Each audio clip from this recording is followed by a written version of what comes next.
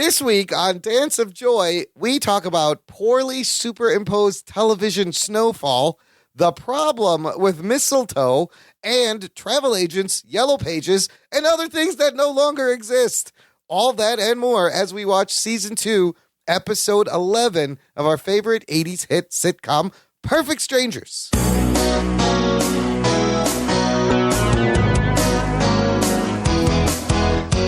Hello, listener, and welcome to Dance of Joy, a Perfect Strangers rewatch podcast. My name is Imran. Joining me is my sister, Sophia. Merry Christmas, Sophia. How you doing? Ho, ho, ho! I'm Sophia Claus. Listen, Hi. It's not Christmas now. It's past. But, Sophia, this is a podcast, meaning at some point in the future, it's possible someone will actually listen to this episode on Christmas. It could happen. Or it might be Christmas again at another time. It will always be Christmas again. This is true. It's Christmas now because we are up to Season 2, Episode 11 of Perfect Strangers in our rewatch journey. And it's the first Christmas episode. The episode is titled A Christmas Story. A Christmas Story. And the TV guide description in 1986, read, Larry is crestfallen. I love that word. I love that they use that word. There's a word you don't hear TV that guide. much anymore. Crestfallen. It's a New York Times crossword puzzle right there. Word. That's so funny. That's exactly the reaction I had. I was like, crestfallen is not something we hear that much. Okay, let me go back. Larry is crestfallen when a blizzard closes the airport and strands the guys in Chicago on Christmas Eve. So A Christmas Story, of course, title of Charles Dickens' famous story with Ebenezer Scrooge. Keep that in mind. That's going to come up later. So I like this title. Of course, Perfect Stranger, starring the hilarious Bronson Pinchot and the no-lipped Mark Lynn Baker. And this episode aired originally December 17th, 1986, big Christmas season in 86. And this one was written by the series creator, Dale McRaven. Oh, very interesting. It may explain why there's a lot of great kind of character moments. Okay, let's get into it. Act 1, we open at Ritz Discount, and guess what? It's Christmas. It's Christmas time. Twinkasetti and his wife, Edwina, played by Belita Moreno. Yes. Are there with their children, Donnie and Marie, hilarious, along with Balky, Larry, Jennifer, Marianne, and like a few random extra people. They're all gathered around this little table with refreshments. It's like a company holiday party, and they're singing the 12 Days of Christmas as a group, and Edwina, Twinkasetti's wife, is like conducting the song and pointing at different people to say different lines. She points to Balky when it gets to 5, and Balky sings 5 onion rings. You know what? He's not far off. What's the line? 5 golden rings? Golden rings. That's our what golden rings. rings. Yeah, he's got it. Thing. So then Jennifer sings 3 French hens, and then Edwina points to Twinkasetti for the next line, and he just stands there in a silent, grumpy face and says nothing. And then they all just move ahead to the last line in unison, singing, and a partridge in a pear tree. Very funny opening scene, group shot. Ernie Sabella is so great in this. You know he's got to be fuming. So Edwina wishes all the party goers a Merry Christmas, Happy and Healthy New Year. And Twinkasetti is just happy that the party's over. He tells everyone to get out. He's like, all right, it's over. You had your food. Get out. He goes, Appleton, you and the turnip cleanup. He's grumpy even at a holiday party. Come on, Twinkasetti. This is the Christmas, Twink. Come on. Where's the holiday spirit? So grumpy. And Edwina thought the party was lovely, but then Twink goes, I don't even like these people. And you spent $100 feeding them meat. It's just, this is where how he values things. So his kids, Donnie and Marie, of course, named after the Osmonds. We've seen them before in the hospital. This is also the last time we're going to see Donnie and Marie, unfortunately. They're messing about in front and playing with things. And Twink's like, Donnie, Marie, put that stuff down. Get in the car. And the kids go, oh, yeah? Try and make us. And then the boy says it, and they run out, and he chases after them going, that's it. No presents, no candy. Jeez, Twink kids, no respect anywhere. His wife or his kids. That's why he's so grumpy. He takes it out on Larry absolutely. and Balky because at home he has no respect. I understand now why he's so mean to Balky and Larry. So the kids and Twinkasetti chase the kids out the store. Edwina walks over to Balky and Larry where they're cleaning up, and she thanks them for working so hard all year and hands them each an envelope. Ooh. And apologizes for Twinkasetti and says he really wasn't mugged on the way from the bank with your Christmas bonuses. This is apparently what Twinkasetti had told them as an excuse for not having their Christmas bonuses. And then Balky's confused. He says, then who gave him that black eye? And then Edwina just kind of laughs uncomfortably and says, never mind about that. Merry Christmas, boys. Wow. So here we find out that Edwina, something happened in the Twinkasetti household. You know, and Edwina gave him a black eye. I may be getting more sympathetic to Twinkasetti's attitude and life if he's getting domestically abused and just berated by his family. And it's true. Earlier in the scene, you see that he has a black eye, and I was like, what is that on his I didn't face? notice the black eye until Balky said black eye. I noticed it, yeah. So Balky, of course, is excited. He goes, boy, a Christmas bonus. He looks at the envelope. He goes, I can always use another envelope. He thinks the bonus is the envelope. Larry explains, Balky, there's money inside. And so Balky's like, this is too much good stuff. He goes, and Mr. Twinkasetti just said we could leave off work 10 minutes early. When will it all stop? Larry says, Balky, it's only going to get better. You haven't seen anything yet. Wait till we get to Madison, Wisconsin. Here is the premise of this whole show. Larry's hometown. They're planning to go to Larry's hometown where for Christmas. So Larry starts to tell Balky about all the great things about Christmas in Madison, the hot apple cider, the date nut bread, the roaring fire, all the things he's looking forward to. But as he says everything, Balky finishes his sentence for him. And Larry says, oh, whoops, I guess I've talked about Christmas in Madison a lot. And Balky says, only since June. Only since June. That's how much he's looking forward to he's Christmas really looking forward to Christmas at home in Madison. And he even says, he puts his arm around Balky's shoulder. And he says, Balky, I have a feeling this is going to be the best Christmas ever. That's a lot of pressure to put on a holiday. A lot of expectations. So it transitions to the next scene. And, you know, they do their little outside establishing shots, except it's Christmas time. So we see the apartment building and it's snowing, but it's clearly like matte painting snow with superimposed snow on their usual stock footage.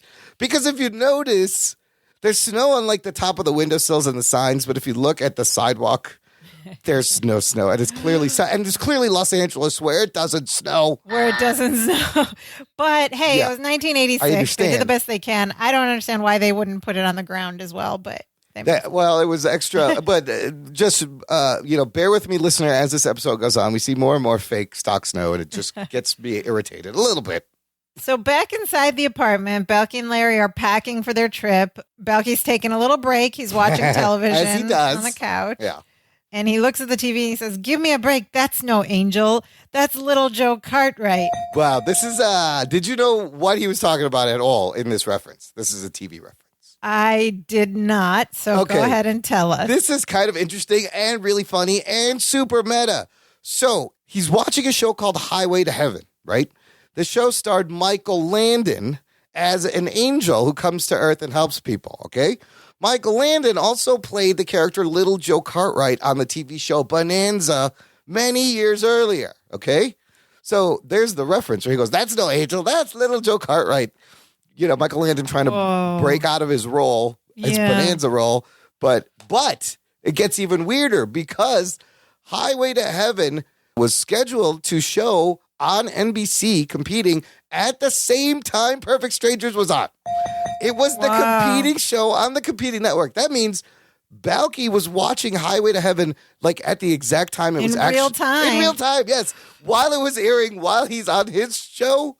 It kind of, if you think about it, it makes your head hurt. That is very meta and very cool. But I have to pause and explain to some younger people who might be listening to our show, who might not get why this is so cool. Because if you started watching TV after primetime, real-time TV, there no longer is competing shows on competing time slots. That's not really a thing anymore. Yeah. But back in the day, you used to have to choose, do I watch The Cosby Show on Thursday night at 8 or do I watch The Simpsons? Yeah, I mean, you could videotape stuff, you but could videotape it. It got complicated. A little complicated, yes. When it was on, you had to choose or you had to flip back and forth during commercials and choose which to miss out on. And it was pretty stressful.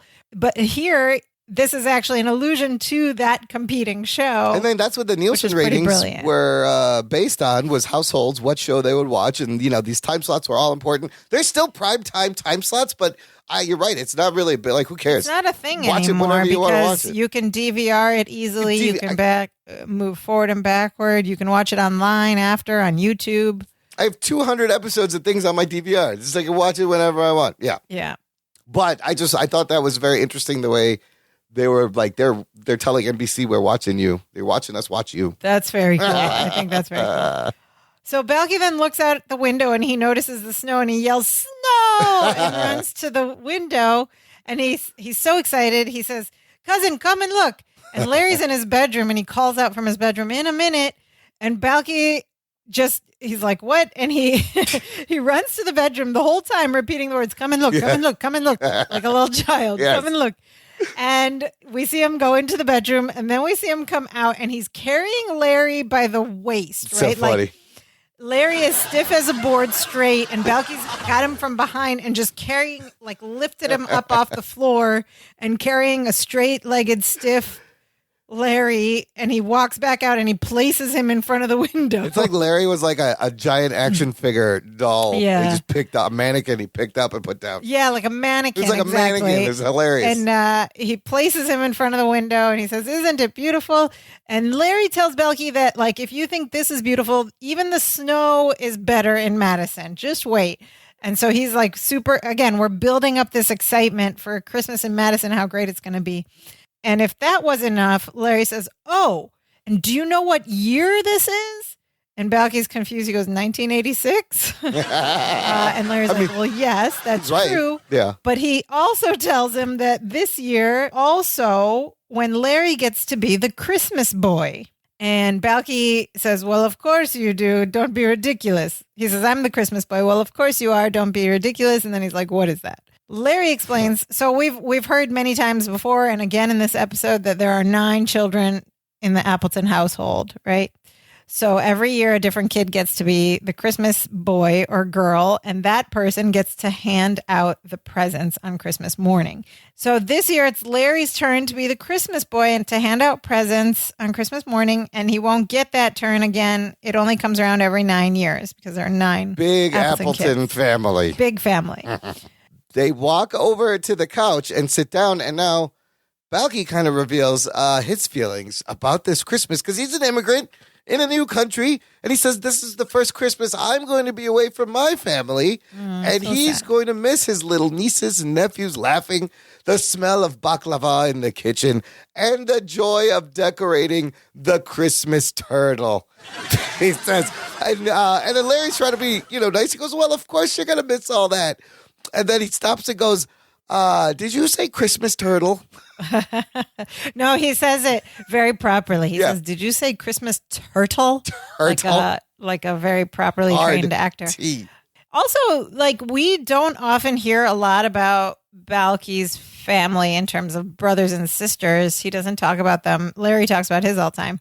But here he's talking about nieces and nephews, so maybe Mypos is like a lot of other countries where like every little kid is your niece or nephew. Everybody's an uncle. Everybody's an auntie. Yeah, everybody's an uncle or aunt. We know they celebrate Christmas. Baklava is, from the Middle East, Mediterranean. Find it in Greece and in Turkey and all sorts of countries. So, and then Christmas turtle.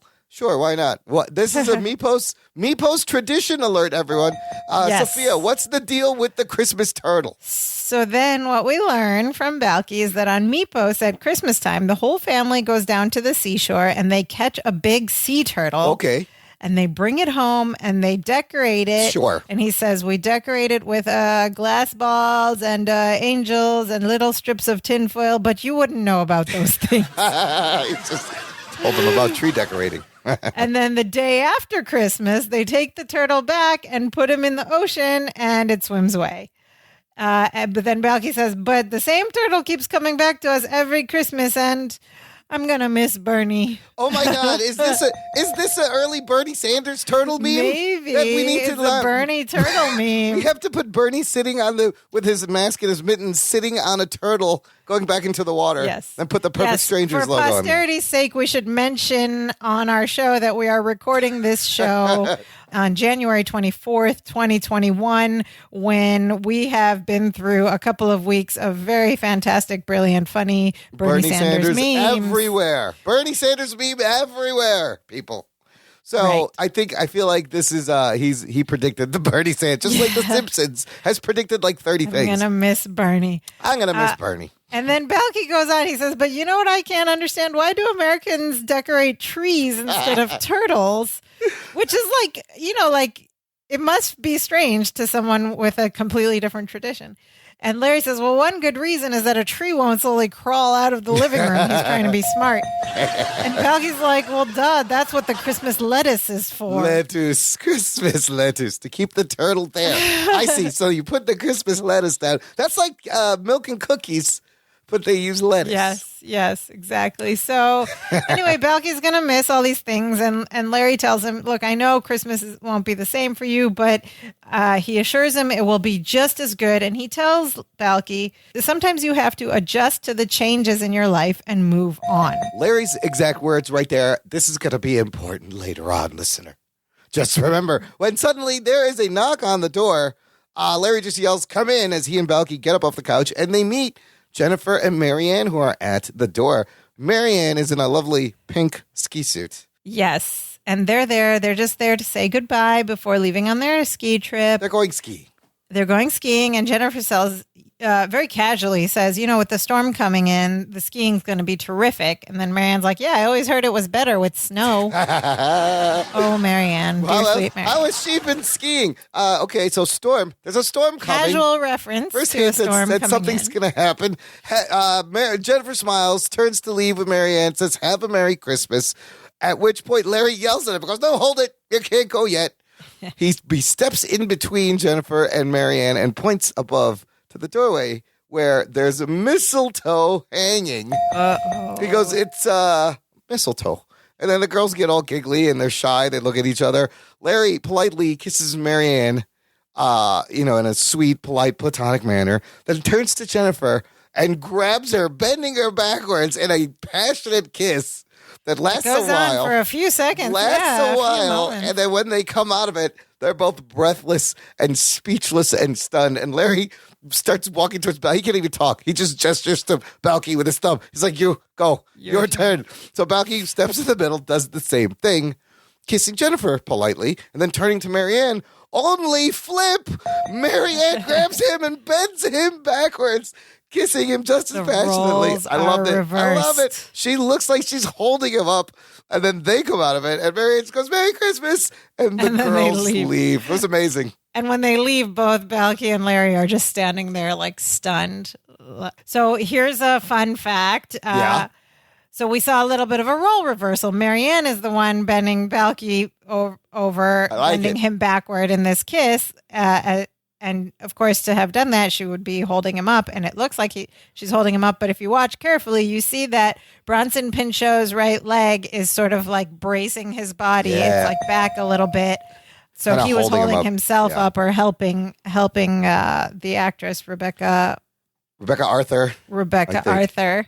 Hold him up. And this scene, this reversal where Marianne takes control and of the passionate kiss with Balky, this will repeat in coming episodes. Yes, it's going to end up being a thing. And another fun fact is Rebecca Arthur explained in an interview, in an article that we read, that when they went to shoot this kiss scene in front of the studio audience, they both fell over.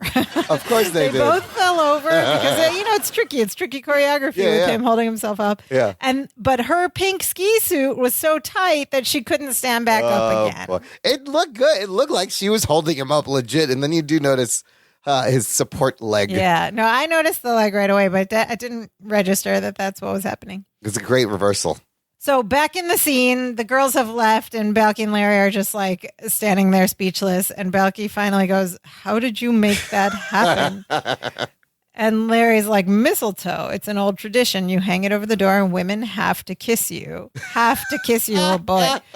And Balky just goes, what a gimmick, which I almost to me sounded like a improvised ad-libbed line in the scene. Yeah. Because the audience laughs, but it just felt a little like not scripted. What a gimmick. And then he goes, well, wait a minute. Why don't we hang this up all year long? And Larry's like, well, it only works at Christmas, unfortunately. These are all good questions. But yeah, all good questions. And then so he says it only works at Christmas, unfortunately. And Balky's like, well, then I'm taking it with us. And he reaches up and grabs the mistletoe. So good. So they're packed. They're excited to go. Balky's excited to go to Madison. But Larry, of course, being the planner that he is, he's going to call the airline. Make sure the plane is still on time. Smart thing. Which suddenly, remember when you had to do this? Remember when you had to call random numbers for movie times and to see if your plane was still on schedule? The only way to book tickets was to go to a travel agency, go to an office, sit across a desk from a travel agent and explain to them what you want. And then they booked it for you. Yeah. Yo, shout out to all the fallen travel agents out there. No longer have jobs. My wife actually used to work for a travel agency, and now I'm like, That's oh my right. God, none of those people have work anymore because you could just buy the ticket on the phone. You don't need another person. But look, he's calling to find out, and it's a good thing Larry did this because we hear the conversation. It's not looking good for them. Balky's finally brought all their luggage up front, and he brings over his coats as Larry hangs up the phone and tells Balky the airport is snowed in. Balky goes, is that bad? Larry says, our flight's been canceled. We can't get home for Christmas. Dun, dun, dun. Oh, no. It's all falling apart. And end of Act 1. But before we go on, I have one question. Yeah. There's all this buildup about how much Larry loves Christmas in Madison and how it's the best thing ever. And he's looking forward to it since June. Yes. And that he thinks it's going to be the best Christmas ever. Why did he wait until Christmas Eve That's a good point. to travel to Madison? He couldn't go a night earlier. I mean, he has 8 brothers. Not like he's missing sisters. work. He works in a discount shop. Like maybe Twinkie wasn't letting him go. I can see Twinkie. Maybe, but I mean, it's for the story. But literally, like I was like, you love Christmas with your family so much. Don't you want to spend more than a couple of days there? You'd think you'd plan this better. You're working Christmas Eve, Appleton. You too, Turnip. Right. That's what happened. Okay, Act 2. We open with another fake snow shot over stock footage. Yep. And it's a little bit later. A little bit of time has passed. We're back in the apartment. Balky's got a big, thick, yellow paged book, which was known as a phone book. Yes, it was. Telephone directory, a big, thick with thin yellow pages. And he's holding it up because it's hefty, right? He's holding it up with 2 hands and it's open. And Larry's, he's standing next to the phone that's in the kitchen. Larry's on the phone with his mom. And here we must point out that we see Dimitri. Dimitri alert. Dimitri is wearing, we only talk about Dimitri when he's in a costume. His stuffed sheep, Dimitri is wearing glasses for some reason. I don't know. Is it to help read the yellow pages? Maybe, I don't know because how the that ties print in. was small in the yellow pages. But he's wearing these thick black plastic frame glasses, these like hipster glasses. He looks smart and trendy. I'll give him that much. Why is Dimitri wearing... Dimitri, of course, if you haven't listened to us before, is Balky's stuffed sheep from Meepos. Larry tells his mother that the airport is closed and they're going to be delayed in getting there, but he's determined to get there. And he says, Mom, please, whatever you do, just don't let anyone else be the Christmas boy. Christmas boy. Especially Elaine. Oh, that Elaine's a pistol. And he says, you know how much she loves to, but he's interrupted by something on the line. He says, Elaine, get off the extension. So Elaine is like his like nemesis. Yeah, definitely his sibling siblings. arch nemesis. Yeah. So he hangs up the phone and Balky's like, cousin, I found a bus company in the phone book. And then he says, it really is easier when you let your fingers do the walking, at which point there's a laugh, but we have to explain what's funny about Balky this. also walks his fingers across the book. This is a reference to a pretty big ad campaign for the Yellow Pages. It was their slogan. What were the Yellow Pages? Okay, the Yellow Pages is that thing where they printed Google on Yellow Pages and they made a book out of it. That's it. But the slogan started in 1962. Hold on. The Yellow Pages, more than printing Google, more specifically, it was a telephone directory. It was where you went to find phone numbers for businesses, for individuals. If you wanted to have your own name and address and phone number as an individual, it could be in there. It was published every year or so.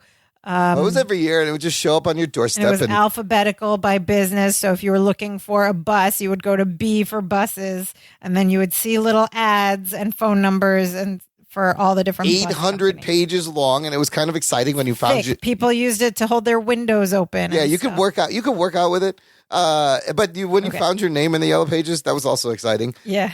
But check this out. So the slogan, "Let your fingers do the walking," started in 1962, and it was, of course, a way to get people to actually use this product that you didn't even pay for. It was just free. It just showed up. But here's where it started, and here's where it ended. The name and the concept of quote unquote Yellow Pages starts in 1883. Whoa. When a printer in Cheyenne, Wyoming, working on a regular telephone directory, ran out of white paper, and he just used yellow paper instead. Just make it do what he had. In 1886, Reuben H. Donnelly created the first official Yellow Pages directory. Now, I was wondering, do they still print this? Yellow Pages announced a few years ago it was stopping printing in 2019, no longer being printed, but they claim that tens of millions of people go to their website, yp.com. I highly doubt that. Highly doubt because that. There's a thing called Google, and I've never been to yellowpages.com. I remember using it in the past to look up stuff. Oh, yeah. We used it all the time. We used it all the time. I looked up people's people's phone numbers, businesses. I remember using it too. One last thing to note about the Yellow Pages and this slogan, "Let your fingers do the walking." The slogan started in 1962, and it remained the slogan for many years through the 80s, which is why we reference it here. And if you go on YouTube, you can find Yellow Pages commercials, advertisements from various years, from the 80s, from the 70s, from the 90s. It's a fun rabbit hole to go down. Let your finger, and I remember the black and white logo of the fingers walking that was like a person. I remember that vividly for years being everywhere. And now it's gone. Just like travel agents. Anyways, moving on. Back in the scene in the apartment, Larry picks up the phone again. He calls the bus company and he gets no luck. The roads are closed because of the blizzard. Oh. And Balky is like, what are we going to do? And Larry's like determined. He says, we're going to get there. And he flips through some more pages in the phone book that Balky's still holding. And Larry says, "This is America. We have one of the most sophisticated transportation systems in the world." He picks up the phone. He dials it again. And he says, "Hello, I'd like to rent a snowplow." And then we hear him say, "What do you mean you've given them all to the police? Your ad says serving the public for over 40 years. I am the public." And then he's like, "Wait, what? Hello? And so they've hung up on him. And so Larry hangs up. I love it because anytime Larry goes, "Balky, this is America," it's going to be funny. And it's going to be completely ridiculous, off point. Yeah. And it also reminds me of the Simpsons episode with Mr. Plow and the Plow King. What was? He used to call him Mr. Plow. Yes. Mr. Plow, that's my name. That name again is Mr. Plow. So Larry goes, "Great. If I don't get home, Elena's going to get to hand out the presents, and it won't be my turn again until 1995.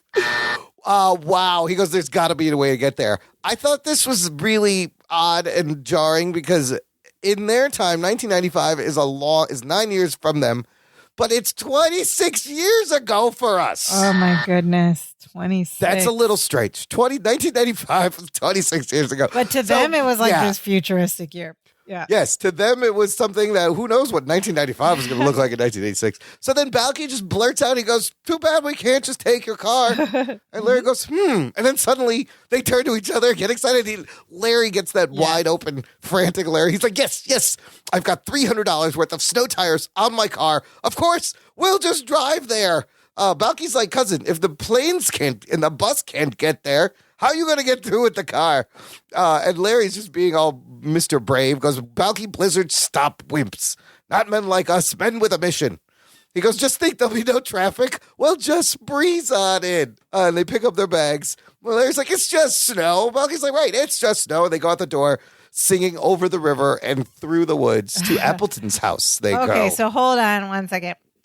First of all, why didn't they just drive there in the first place? We are from Chicago. We know that Madison is what, like a 4 to 5 hour drive from Chicago? You don't maybe fly 6 to Wisconsin. Yeah, why would That's you the even point. plan to fly in the first place? That is a car drive. So I've heard about the flight from here to Milwaukee. And it's literally, you just go up and plane down. goes up, Yeah, plane goes down. exactly. Yes, and then you're there. That's all it does. They're like, I'm like, what is the point? I guess you get there. Look, Milwaukee's like an hour and a half. You get there in 20 minutes. I don't know. I've driven to Madison. I used to do it in college. Secondly, It's not that bad. secondly, why did he not? Yeah, I mean, like, why did it take them so long to realize that he has a car that they can just drive He's got a sweet Mustang with snow tires on it. with snow tires? You and like also you should have just taken that car like 5 days ago and spent a nice long time with your family in Twink Madison. said he wouldn't. Twink wouldn't let him. All right. That's all. So then we have a little scene change. We get another exterior fake snow shot. This time it's a shot of Chicago, like downtown. We see the Hancock building and the snow that's is cool. just falling on top, but it looks pretty fake. In front of it. Yes, It's not on it. It's just like a Chicago shot with like, I don't know if it's, digitized snow or something. Because we're now wherever the car is. So, like, Right. this is the establishing shot And of we where the cut car to an is. outdoor street set. And we see Larry's sweet cherry red Mustang, and it's also covered in fake snow. And there's lots of fake snow coming down. And Balky is behind the car trying to push the Mustang. And Larry's in the driver's seat with the window down, like yelling out at him. And Balky's feet just keep sliding in place as the car is going nowhere. And Larry from the driver's seat is like yelling at him, come on, Balky, what are you doing? Don't stop now. Push harder. Balky's like, all right, this is ridiculous. He stops pushing. He walks over the driver's side window. He's like, why am I doing all the pushing? And Larry says, because I'm the better driver. And then Balky says, is that why we're on the sidewalk? And he's like, this car isn't going anywhere till spring. Let's go home. Wait. Okay, why are they on the sidewalk? Why are they on the sidewalk? How did this happen? We missed the part where the no car idea. Where does he jumps the keep curb. his car? I mean, it must have been outside. There's snow all over it, but why is it? Why isn't it parked in the street? Why is it on the sidewalk? So, anyways, Lots of Larry is very dejected and gets to be more and more dejected as the episode progresses. He goes, I can't believe this is happening to me. He steps out of the car, kicks the tires. And this whole time, you notice behind them where they are, there's like a metal fence and a lot, and there's a mobile home on the trailer, lot. It's yeah. like a trailer home. And it looks to be a Christmas tree lot, and Balky has noticed it. He goes, look, a Christmas tree store. And Larry's like, what good is that going to do us now? Balky's like, if we're not going to get to Madison, we're going to have to do Christmas right here in Chicago. And Larry's just whining about, I don't see how we're going to do this. Balky goes, just watch. And walks over into the lot, up to the door of the mobile home, and knocks on it. He knocks on the door. This man answers with like a napkin tucked into his shirt and a poultry leg, some kind of poultry leg with a bite taken out of it. It's like either a really big chicken leg or a turkey leg. And he's like, what? And Balky says he wants to buy a tree. And the guy says, what are you, crazy? It's, we sold the last one 4 hours ago and I'm eating dinner because it's Christmas Eve. It's He's Christmas thought he Eve. was done with work. Yeah. And Larry just wants to give up anyway. And the guy's still in the doorway of this trailer. And we hear a woman's voice from inside go, Marvin, in or out? Just close the door. Okay, so the guy's name is Marvin. Now we know Mr. Marvin. And Marvin's like, ugh. And he steps out, closes the door behind him. And he goes, I knew we should never have moved in with her mother. Oh, my God. Marvin is living in a trailer with his wife and He his moved mother-in-law. in with his mother-in-law into this trailer home. Wow, Marvin's life must be a joy. Boy, Marvin, where he sells Christmas trees. Yes. That's what he does. And he says he'd like to help them, but he's got nothing. And then Balky's like, what about that tree? And he goes over to this dumpster, this like large trash dumpster, and he pulls out this like sparse, sickly-looking tree. Remember the tree in The Charlie Brown tree. Yeah, tree? it looks like the Charlie Brown that. tree. It's This is sad-looking tree. Sorry tree. And he flips it over and he puts it on the ground. And Larry's like, Balky, when they chopped that tree down, it was a mercy killing. Larry is very grumpy right He's now. so sour. And Balky says, I think it'll perk up once we put it in water. Sure, He thinks it's like a plant. Larry's like, all right, let's buy it and then throw it in Lake Michigan. So grumpy. Yeah. And Marvin even picks up and he goes, you're in a bad mood, aren't you? And Balky's like, he's leaning in that direction. Balky is very attuned to Larry's moods at this point. So Marvin gives them the tree for free. It's nice. It's Christmas. It's a nice gesture. He goes back inside to the mobile home with his wife and his mother-in-law and his turkey leg.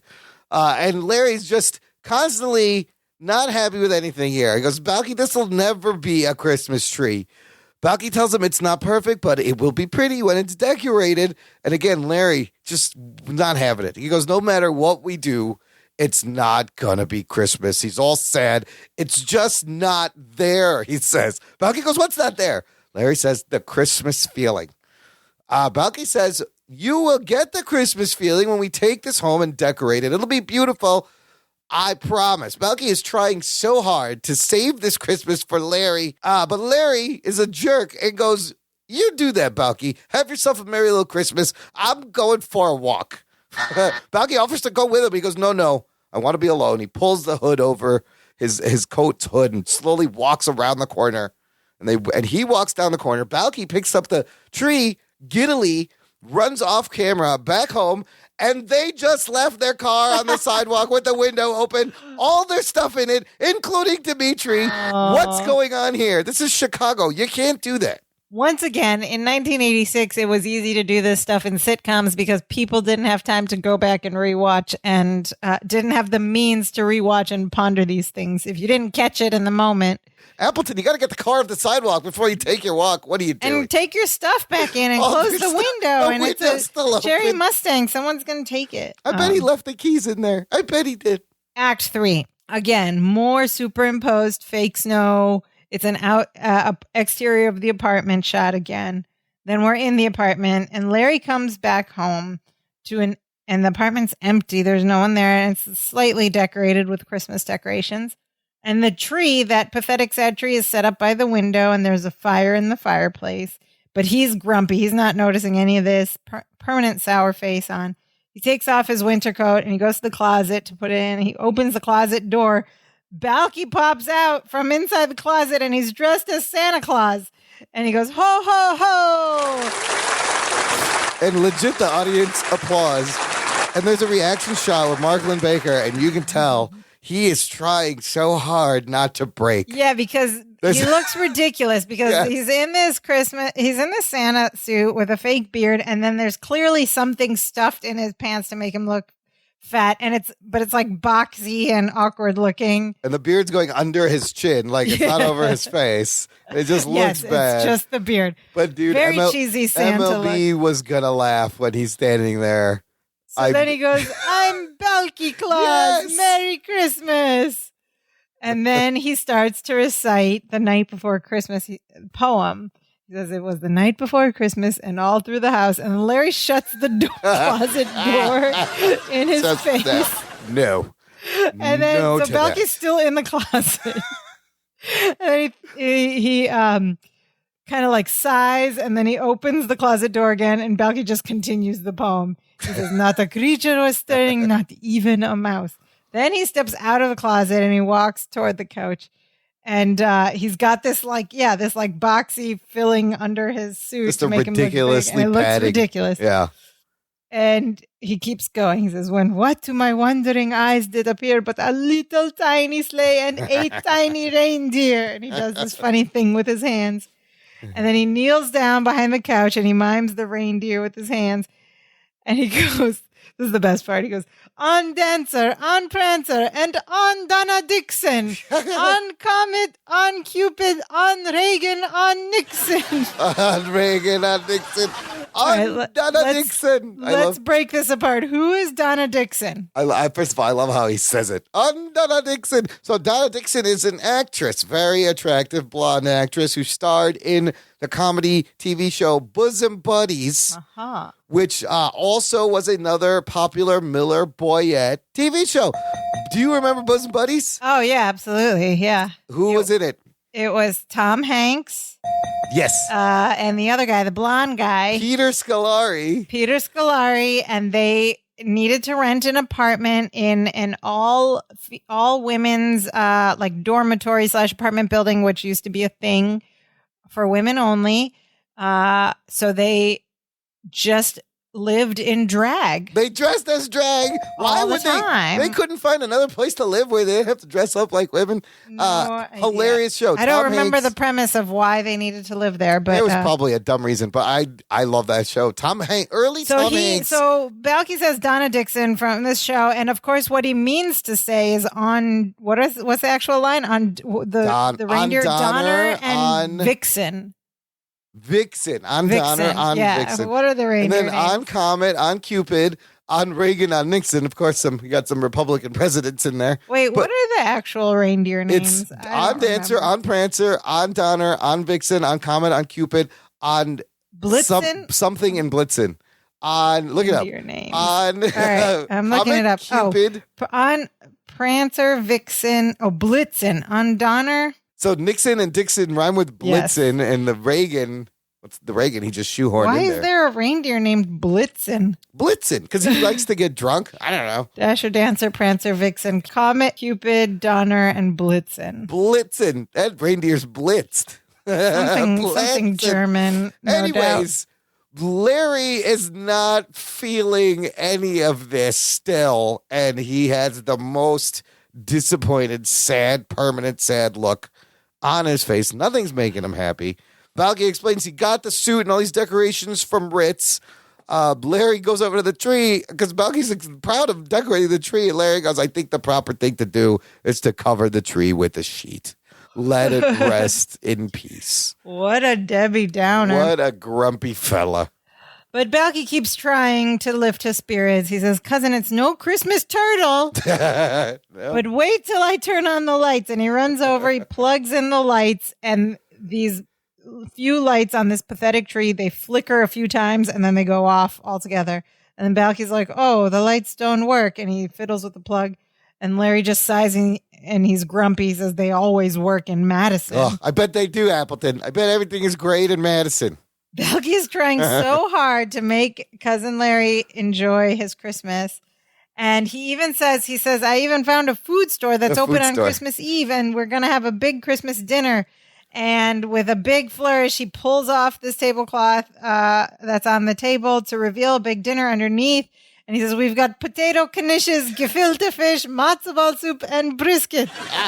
He found a Jewish deli on Christmas. Of course it's open. Of course it's open. It sounds delicious. There is either that or they could have done like the Chinese food joke. Because Chinese food stores are always open on Christmas. They're never closed. Was that still a joke? Was that a joke in the 80s? Or was that a newer joke? About the Chinese food? Yeah. I feel like that's a newer one. Because the joke is that Jewish people eat Chinese food on Christmas because nothing else is open. Chinese food restaurants are open. But anyway, we're getting ahead of ourselves He found a deli.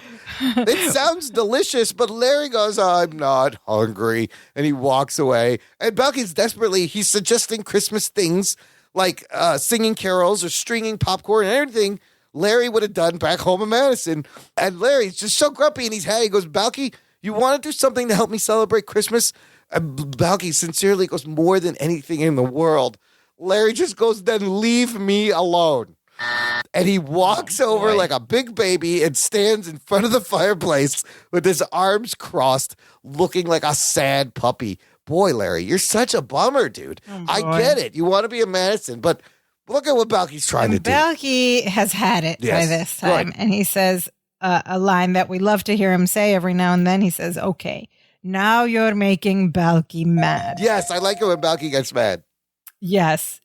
He takes off his Santa hat and beard, and he's mad. He says, I'm busting my buttocks trying to make a nice Christmas for you, and all I get is bah hamburger. Yes, there's one reference. So there's a Balkyism, bah humbug, bah hamburger. Love it. Christmas Story reference. Balky opens the front of his Santa suit, and you can see the thing that was stuffed in his pants was the cushion from the chair that sits in front of the fireplace, like the couch cushion. And he pulls out the couch cushion, puts it back in its place. And he says, "You're acting just like Ebenezer Scrooge." There's another one, and it's another Christmas Story reference. That's Ebenezer Scrooge with the Three Stooges. With the Three Stooges. The Three Stooges, who he didn't know last episode, Cousin Mo, Larry. Maybe Cousin he Curly? learned. Oh, maybe he started. Okay, maybe he started watching after the last episode. Yeah. So he's still mad. He's going off on this rant. He says, "I'm sorry you can't have Christmas at home with your family, but what about me? You don't think I miss Christmas on Mypos with my family? Passing the Christmas bota bag, roasting radishes over an open fire." Larry's like, roasting radishes? And Balky was like, "You're the one that told me that I have to adjust to changes in my life and move on." And he goes, "You give real good advice, but when the table's upside down, you act like a big baby. Maybe it's time you grow up." Which is, of course, tables upside down. He means to say when the tables are turned, but I guess it works as upside down as well. So he goes, "You need to grow up." And Larry just pouts. He crosses his arms. He's like, "I don't wanna." And Balky's like, "Well, you're gonna have to," mocking him. And he says, "Just because this Christmas is different doesn't mean it can't be good." And that's, in fact, another thing that you told me. Why am I telling this to you? Oh, my God. Remember at the beginning? Remember at the beginning of the episode what Larry said? Larry crosses over to the couch and he sits down and he says to Balky that he knows Balky's right. And he admires Balky for being able to let it go, but he cannot let it go. It still doesn't feel like Christmas to Larry. Balky's like, "Maybe we open some presents. Maybe that will bring back some of the feeling." Larry goes, "No, we always open presents on Christmas morning." And Balky finally, again, has had enough of this pity party and grabs Larry by the sweater and pulls him in very close in another. This is a reversal of what we usually see. Reversal. And Balky goes, "Look, I'm Santa Claus, and I say we open the presents now." And Larry just goes, "Okay." Okay. I love it. And Balky's like, "You can be the Christmas boy." And suddenly Larry gets a little bit excited like a kid on Christmas morning. And he goes over to the tree and he brings back a big box that's wrapped up and sets it in front of Balky. That's Balky's gift. And then he gets like a green paper sack that's tied in red yarn at the top. Yeah.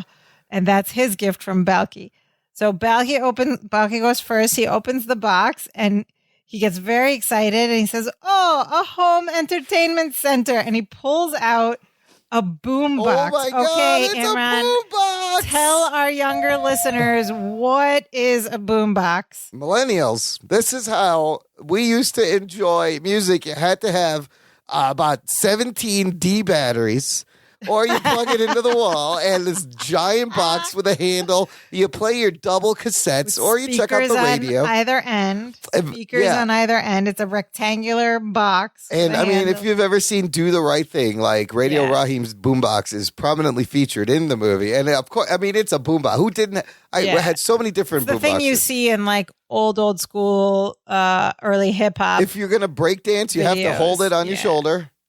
And it's a double tape deck, which we used to use to record from one tape onto an empty tape. Oh, all this stuff. I used to make mixtapes off the radio and wait and record songs off the radio and we have pause. So Balky's very excited. He's got a boombox and but he calls it a home entertainment center. I haven't seen a boombox in years. Larry gestures to the box. There's something else in the box. Balky pulls out a cassette tape. And it's a Wayne Newton tape. Aww. It's a Wayne Newton album. And he says, "Oh, you read my letter to Santa," which is so sweet. So thoughtful of Larry. Yeah, the gift and he's so proud of himself. And it's a super thoughtful gift, as we found out in the Vegas episode, how important Wayne Newton is to the country of Mypos, to the Mypiats. So then it's Larry's turn to open his gift. And again, it's like a green paper sack tied with red yarn. He unties it, he opens the sack, and he pulls out a tapestry that's folded up, and he unfolds it, and you can see like a scene on it on the tapestry, like some buildings, some trees. And he just looks at it in awe, and he says, "Balky, this is beautiful." And Balky's very excited. He says, "I make it myself." Oh. And Larry says, "You made this?" He's amazed. And then Balky tells this very touching, heartwarming story. He says, I started it the night I come here to America and you took me in. And every night after you go to sleep, I work on it for 1 hour. Oh, my God. So happy birthday. What? And the audience laughs and Larry's a little confused. And Balky says, that's what we say on Meatballs. Because Christmas is not just Christmas turtles and presents. It's also the birthday of baby Jesus. Oh. Baby Jesus. Jesus. And Larry's like, oh, yeah, I guess it is. I forgot that, too. And Balky says, well, the sheep herders never forget it. We were the first ones to get the news, you know.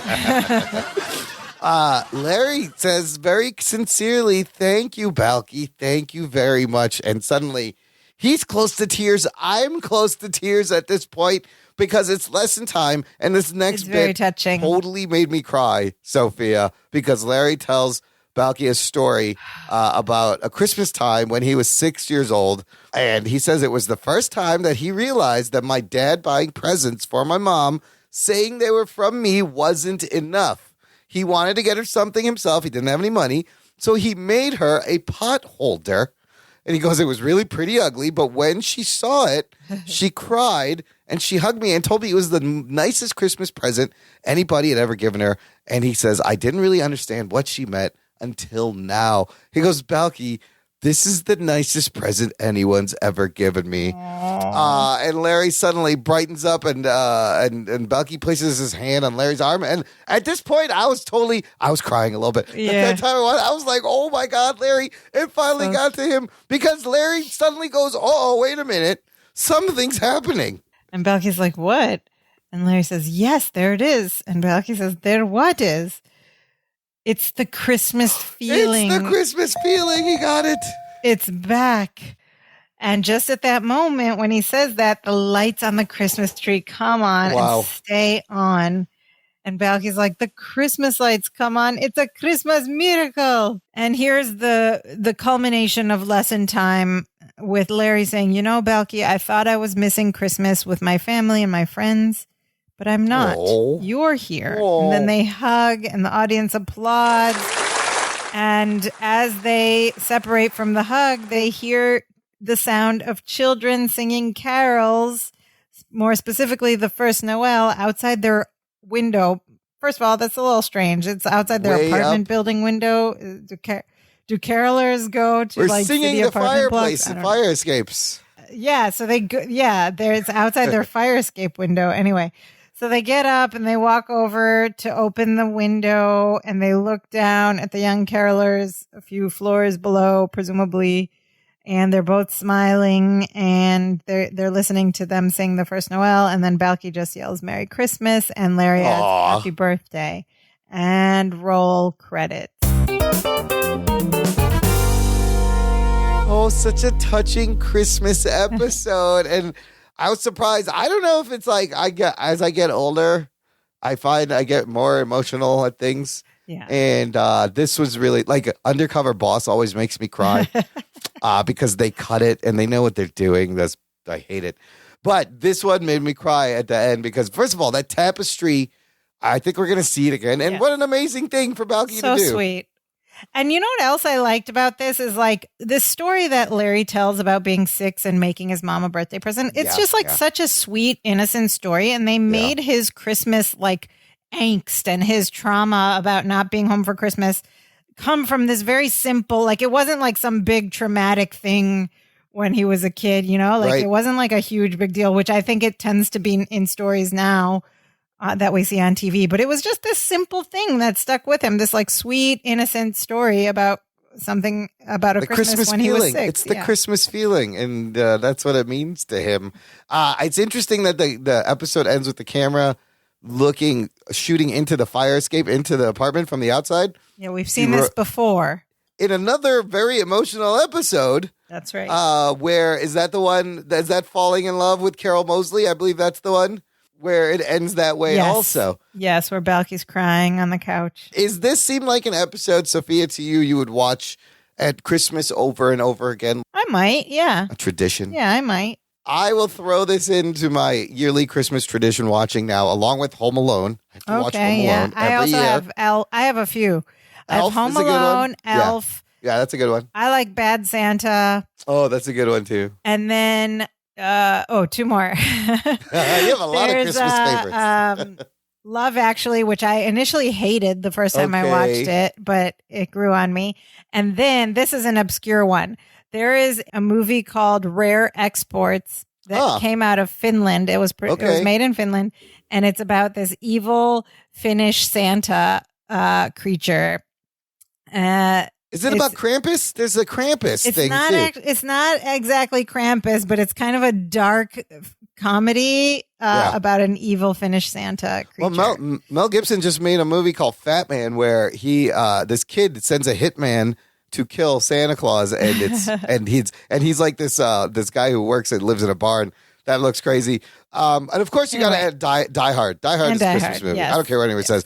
But I also thought it was interesting when Balky mentioned Baby Jesus, which is not Kanye West, millennials. Relax. It's Baby Jesus. Because traditionally in these sitcom Christmas episodes, they're very non-denominational. They're very secular, yeah. They're very secular. They don't, but he had to, because you got to get to the sheep herder joke, so you got to say the Jesus. Yeah, I think they threw that in there. Well, one, to put some sense into Larry that he's missing like the spirit of Christmas, but two, mostly for that sheep herder line. Yeah, but you can relate to, not being, both of them are not home for Christmas. So, and I think a lot of people can relate to just improvising sometimes. Yeah. Oh, well, especially this year, especially in 2020. A lot of people had. We'll get to that in PS today. Without their families. Okay, let's talk about some interesting facts about this episode. We hear about Larry's sister, Elaine. And so we keep getting this idea that so far everything we know about her is that she is Larry's like sibling nemesis. She torments him. She's also younger than him, but she was the one. So we will, in fact, it's building up. We will, in fact, meet her later in this season. Yes, I can't wait to meet crazy Elaine. Yeah. We met Balky Claus in costume, but this is the second time we've met Balky Claus in the first season. In the Check This episode, he's like Balky Claus, and then I guess he's going to come back in another Christmas episode in the future. Okay, Balky Claus is a thing. We also have some very interesting Dimitri appearances. Yeah, we mentioned the glasses in the middle, but there's two other shots where you can see Dimitri in the beginning sitting on the chair by the sofa wearing a wool coat, a white thick coat. So that makes sense. Okay, because he's ready to go to Christmas. It's cold. Yes, there's a storm. And then we see him wearing glasses, and Balky even carries him around wearing those glasses. I think he carries him out to when they go out to the car. Like, that's why Dimitri was in the car. Yeah. But then at the end, you see Dimitri back in the apartment, sitting behind the Christmas tree in front of the stereo, and there's a little gift in front of him. So even Dimitri got a little Christmas gift. I want to know what Dimitri's Christmas gift was. More fake wax lips. I think he likes it. We have a couple of very good Balkyisms. We have 5 onion rings. Yummy. And then we talked about the reindeer names: Dancer, Prancer, Donna, Dixon, Comet, Cupid, Reagan, Nixon. We have the hamburger. Ebenezer Stooge, and then the table's up. When the table's upside down, you act like a big baby. Don't be ridiculous. Said only once. Of course I have. Don't be ridiculous. And then some other catchphrases, of course, like I said, anytime Larry goes, Balky, this is America. It's always going to be good. And one of my favorites, now you're making Balky mad, because we know something good's coming after that. More recurring jokes. We got Balky watching TV and commenting on it. We saw him do that with Gilligan's Island. Balky picking up Larry, which he does often in different situations. And then that backbreaking reversal kiss, Marianne and Balky. This is the first time, but not the last time. Okay, now my favorite part of our show, Perfect Strangers Today, in which we talk about if this story were to happen today, how would things be different? What are your thoughts? Well, I know from, checking flights constantly back in the old day when people were flying that literally you don't even have to go to a browser on your iPhone. You literally, in your search, you type in American Airlines 212 and it shows you a picture of the plane in the air on a map where it is. You don't even need to do that thanks to Google. Yes. It just comes when you purchase the flight through your Google Mail. Yes. address. It Which is just another thing we'll connects get to into. your phone, and you get those notifications automatically. Like we said, no more travel agents, no more like, got to bug the airline, and it's just weird now. Yeah, you barely even have to remember the number of your flight. You don't have to remember anything. And also, like when he was looking for a snowplow, you just type in snowplow rental near me. Yeah. And then you get a little map. Sometimes you don't even need the near me because your machines know where you are. And again, we just hinted at this. If this story were happening like literally today, our last Christmas was in everyone's favorite year, 2020, when everyone is away from their families. Many people are. Some people are stuck at home with their families for the last 10 months, but many of us are not. You and I are not in the same city. And a lot of people can relate to having Christmas without their families. But of course, now we all have Zoom and Zoom FaceTime. family Christmas, Yeah. which is sadly a reality and not even like a weird concept anymore. I know at this people were point. opening gifts together on Zoom. Dude, there was weddings. I seen Zoom weddings. Zoom weddings. Zoom bar I mitzvahs. attended a Zoom funeral the other day. Oh my God! What? Yeah, There it was like a memorial service, but Wow, Zoom memorial. Yeah, everything, and it's kind of crazy and kind of sad that this is kind of normal. But I mean, our year, this is an outlier year. Like is this an outlier year, or is this how things are from now on? this is the beginning of the new normal, maybe. Yeah, it's true. All right, I have another comment about Perfect Strangers today, and it has to do with the mistletoe. Uh-oh. Okay, Yes. so we Okay. saw this very funny scene. No doubt it was also very funny in 1986, where first Larry takes control and sort of like goes nuts on Jennifer in that kiss, and then Marianne does the same to Balky. But like, we have been through a whole era known as the hashtag Me Too era, and things changed a lot because of the Me Too era and discussions about consent and etc. Is mistletoe, I mean, you and I don't really know this because we don't really celebrate Christmas that much, but is mistletoe still a thing in the Me Too and post Me Too? That is a good era? question. I'll tell you this. Like, of course, You can't just grab people and kiss them. Like, No, that's not a thing that happens. Here's the thing. Like, we love Christmas. We love grew up Christmas. Muslim Pakistani. We love Christmas music for some reason. We don't celebrate it.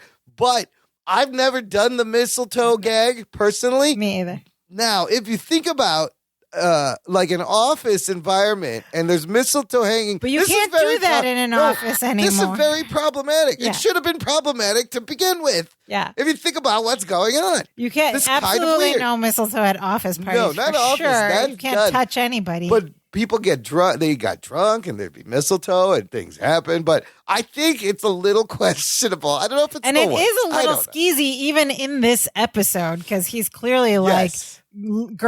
women have to kiss you, They and he put have it up to for a reason. He stopped them from leaving. He was like, "Wait a minute, Yes. you gotta kiss us," and like it didn't come off that way because they made it seem very lovely. But Well, they were all if into you it. think but about it, yeah, it's a I do little love skeezy. Balky when he's like, "How did you just Yeah. make that happen?" God, And the way that they're stunned is like has like a creepy sexual thing about it. But anyway. well, but the girls were stunned Yeah, it's also. true. So it was Well, there was Marianne a wasn't. chemistry. Marianne was just like, "Merry Marianne Christmas." Marianne is Marianne.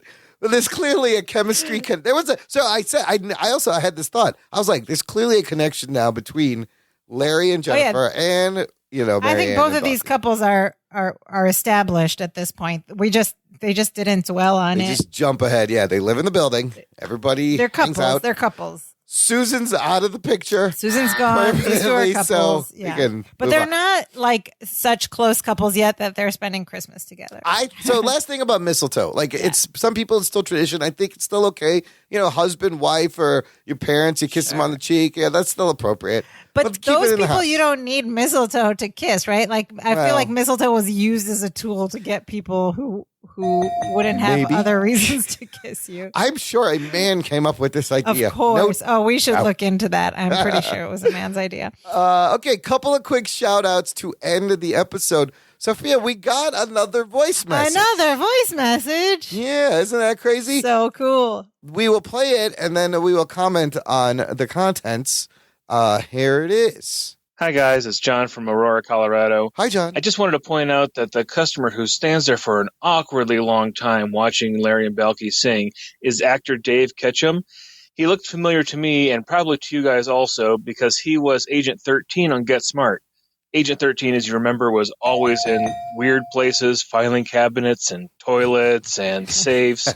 So he was a pretty prominent regular there. Not sure why he was so highly featured here, but it's nice to see him getting work. Anyway, love the show.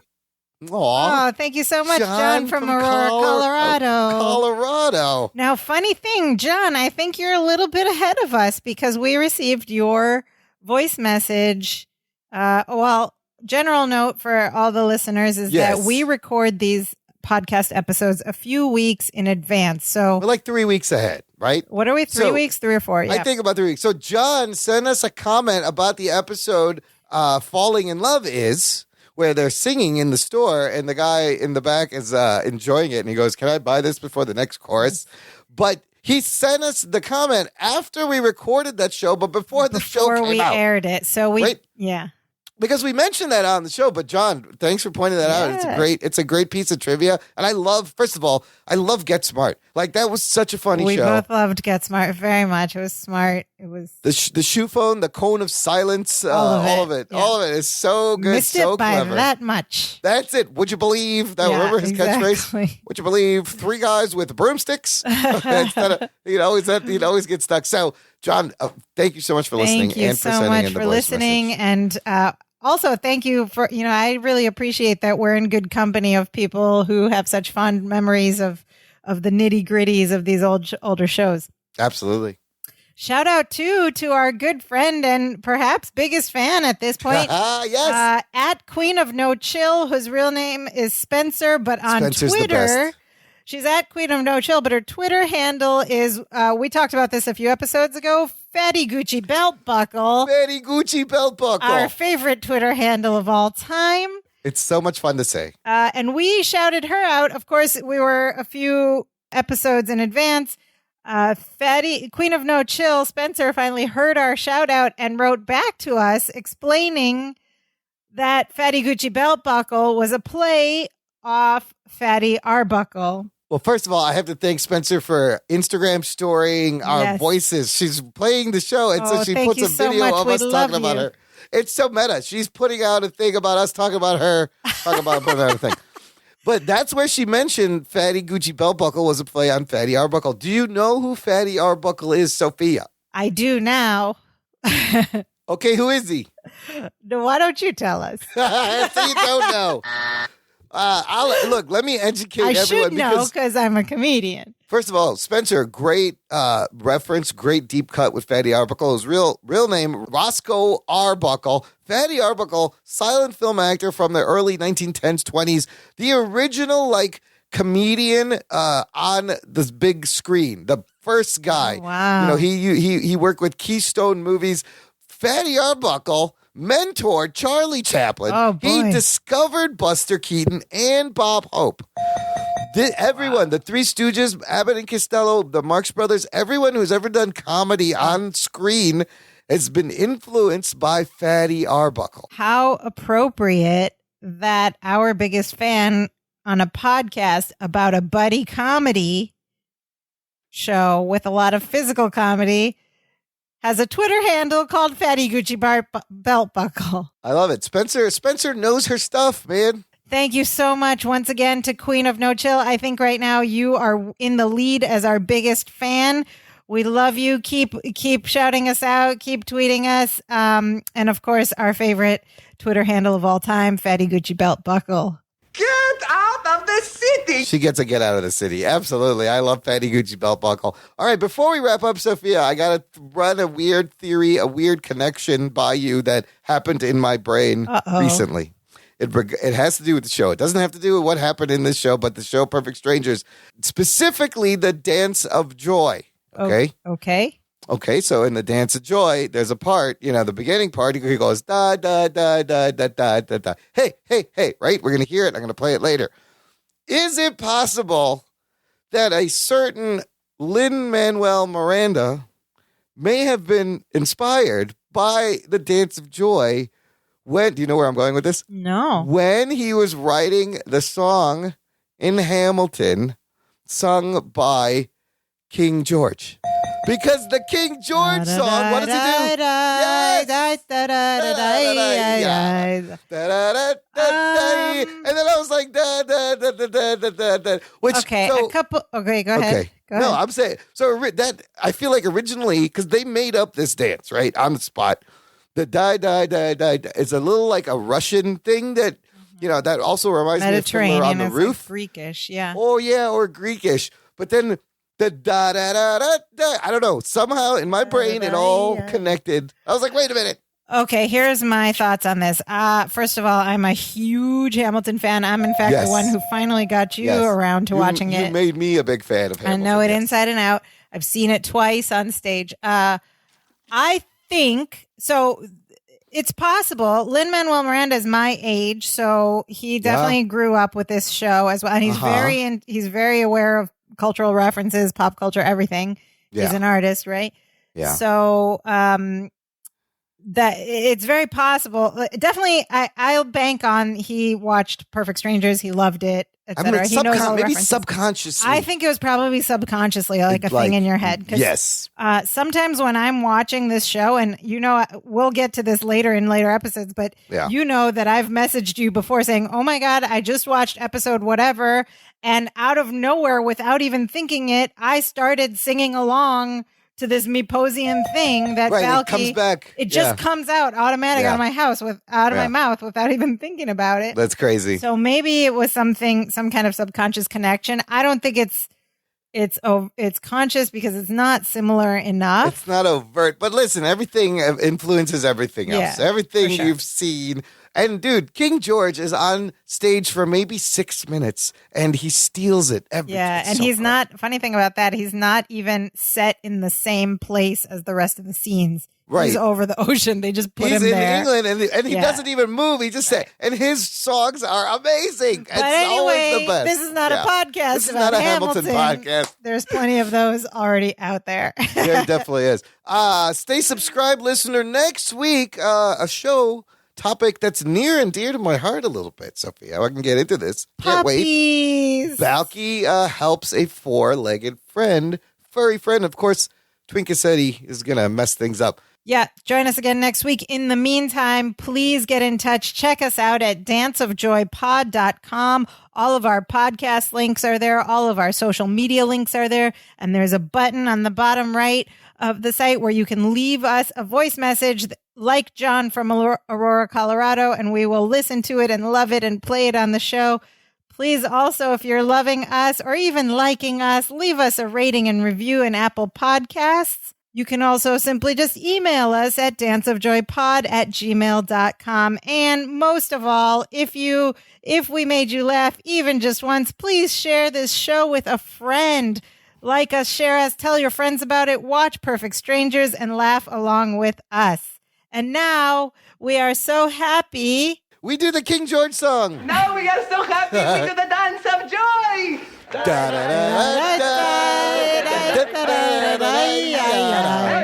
See, it works.